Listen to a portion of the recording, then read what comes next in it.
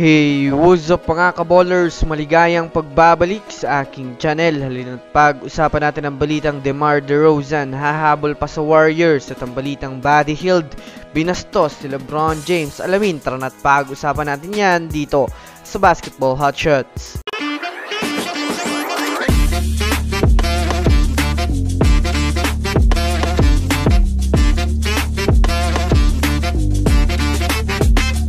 Una nga muna tayong dumako mga kaballers sa balita patungkol sa wala na nga daw nagkaka-interest ngayon kay Kyle Lowry. Well, alam naman nga po natin sa ngayon mga kaballers na kaunti na lang nga pong free agent ang natitira sa ngayon. Sa lahat nga pong point guard mga kaballers ay si Kyle Lowry na lang ang hindi na masyadong napapansin. In short, wala pa rin nga pong team ngayon mga kaballers ang ibinabalita na nagkakaroon sa kanya ng interest. Ayon nga po sa mga NBA analyst mga kaballers, mababa na daw ang nagkaka-interest ngayon kay Kyle Lowry dahil na rin sa nagkakaedad na. At kung mapapanood nga po natin mga kaballers, ang kanyang laruan ngayon ay tiyak na hindi na nga po siya gaanong exclusive maglaro at mag-lead ng team sa court. Kaya ang ilan nga pong mga teams ngayon mga kaballers ay mas pinipili ang mas bata dahil sa pagkakaroon ng athleticism, at iilan na rin naman nga sa ngayon mga kaballers na veterano ay hindi na rin naman masyadong pinapansin kagaya ni Kyle Lowry. Pero syempre kung titignan natin na mabuti, maaari pa rin naman nga pong bigyan ng Philadelphia 76ers ito ng panibagong kontrata kung sakaling walang magkaroon ng interes sa kanya.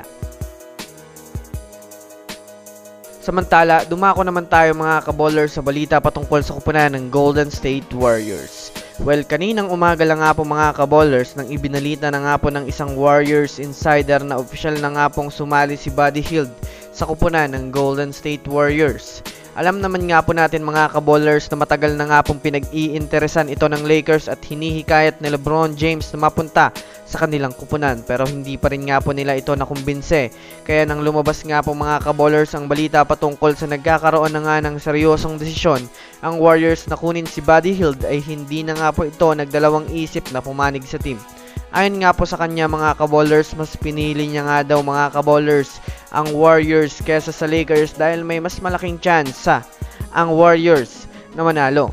Kung susumadahin nga natin mga kaballers, ang malaking sampal nga ito para kay LeBron James. Samantala kahit man nga po nakuha nila itong si Buddy Hield ay hindi pa rin nga sila mga kaballers sumitigil na maganap pa ng superstar na maaaring ipasok nila sa team kagaya ni DeMar DeRozan na tinatarget pa ng Warriors na humabol pa sa kanilang kupunan. Kaya abang-abang pa rin tayo sa mga susunod na balita patungkol dito.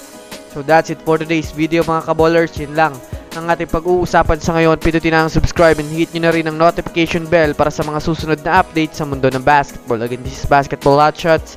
Thanks for watching.